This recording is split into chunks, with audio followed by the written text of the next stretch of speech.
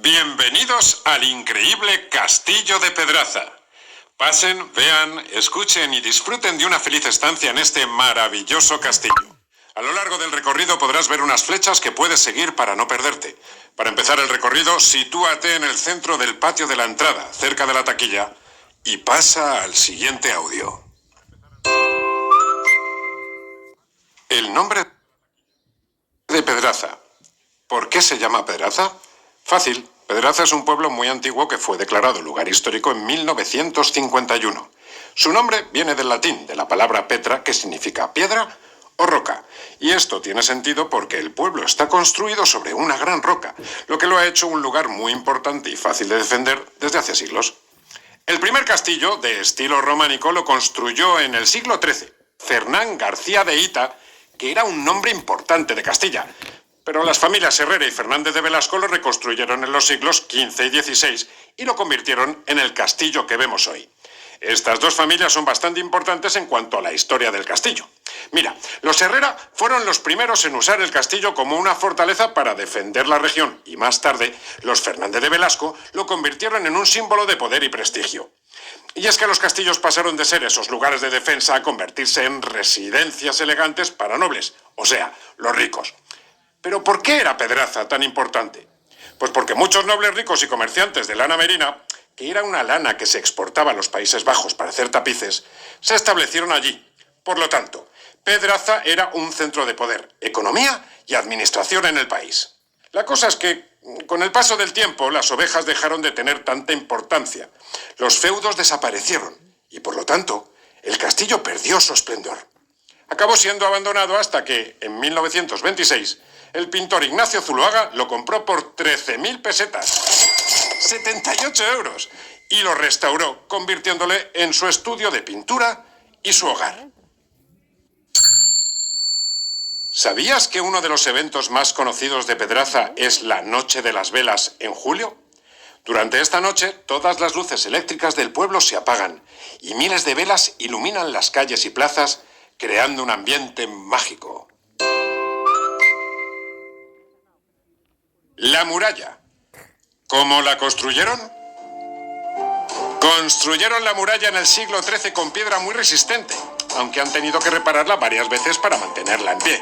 A lo largo de los años, ni el mal tiempo ni los ataques enemigos lograron destruir la muralla. Aunque, si miras de cerca, podrás ver las marcas de proyectiles antiguos como piedras de catapultas, balas de cañón y disparos de armas antiguas como mosquetes. Si te fijas bien, puedes intentar encontrar estas marcas en la fachada del castillo.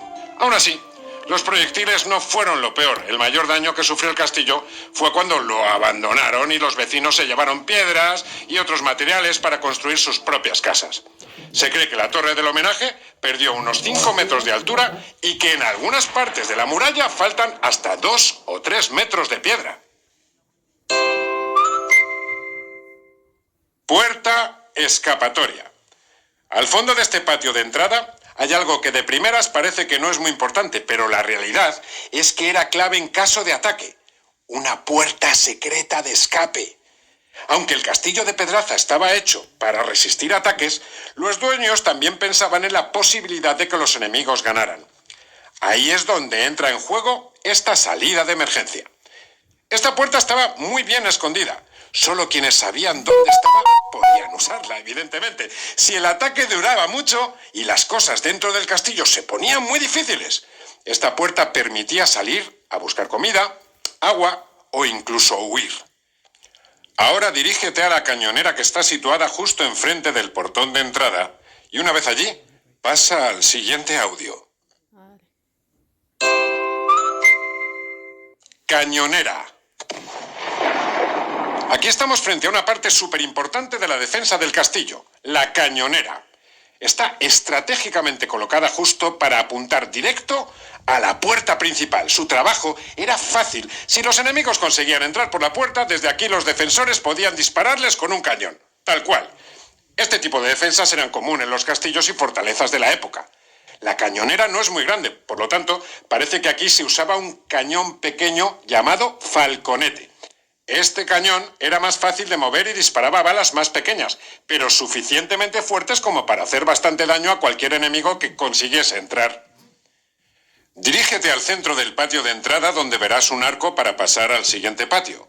Antes de entrar por el arco, pasa al siguiente audio. El pasadizo del tiempo. Al entrar al pasadizo, el primer arco que ves es ojival de estilo gótico, con forma puntiaguda. Y el siguiente es románico de medio punto, con una forma más redondeada. Eso quiere decir que el castillo era más pequeño al principio y luego fue ampliado. La primera parte es del siglo XIII y las ampliaciones y mejoras se hicieron a finales del siglo XV.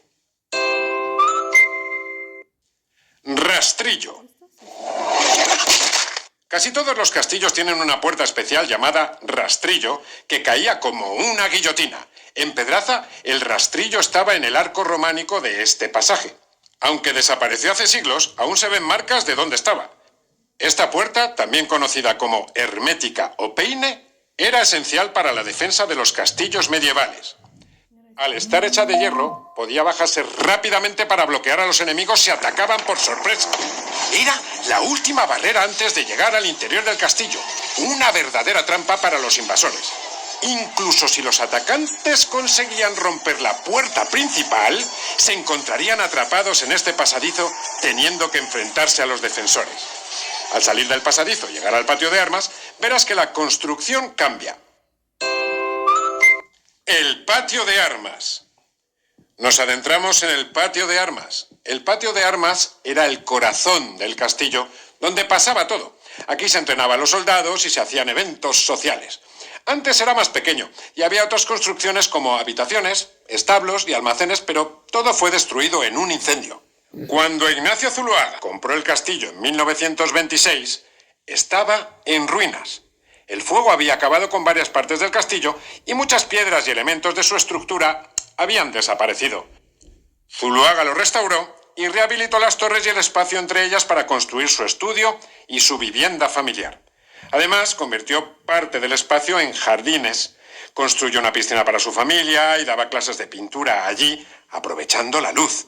Hoy en día, estos jardines son perfectos para fiestas, bodas y eventos. Además, el castillo ha sido usado como escenario para series y películas medievales como Isabel, Águila Roja y la serie de terror 30 monedas de Álex de la Iglesia. El muro. Las piedras de los muros cuentan prácticamente la historia del castillo. En el fondo norte del muro se puede ver un levantamiento de piedra que es parte de la pared sobre la que apoyan las vigas de madera con sus cabezales incrustados en la piedra. Esto significa que el edificio tenía 3 pisos y que en el primero y segundo estaban la mayor parte de las habitaciones con grandes ventanas y banquitos laterales para disfrutar de las vistas del bosque.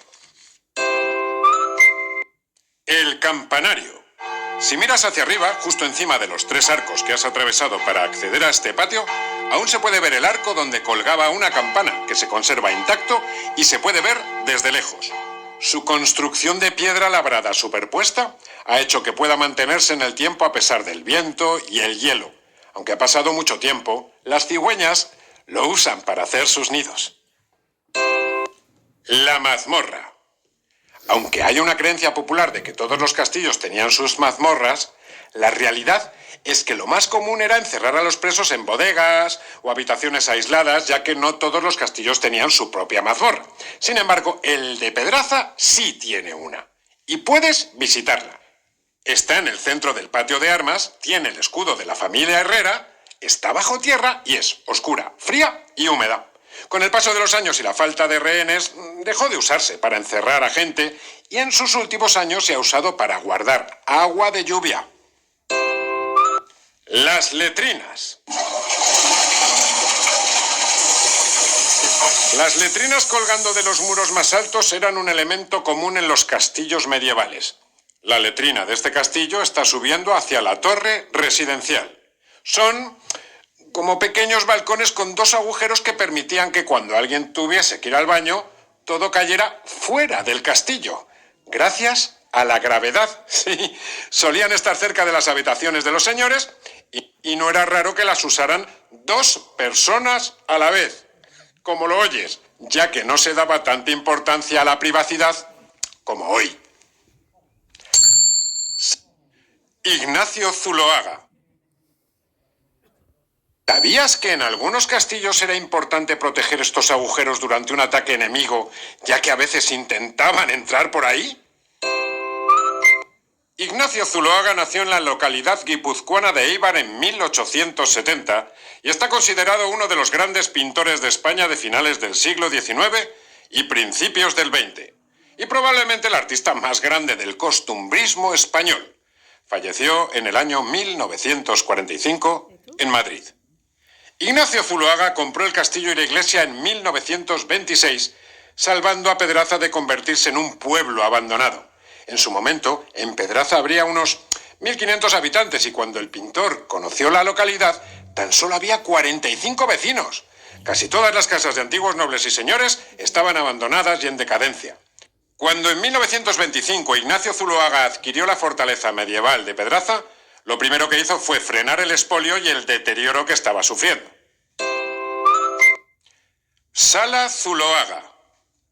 En esta primera torre, situada en el interior, se encuentra instalada la Sala Zuloaga dedicada a homenajear al artista con la exposición de algunas réplicas de sus cuadros más conocidos, sobre todo los que se usaron en billetes de pesetas que circularon en España en el siglo XX. El régimen de Franco tras la guerra y quedarse España aislada, necesitaba hacerse fuerte consiguiendo que famosos de la época y artistas lo apoyaran. Por eso sacaron la obra de Zuloaga en varios billetes que a la vez le rendían homenaje directamente. Concretamente,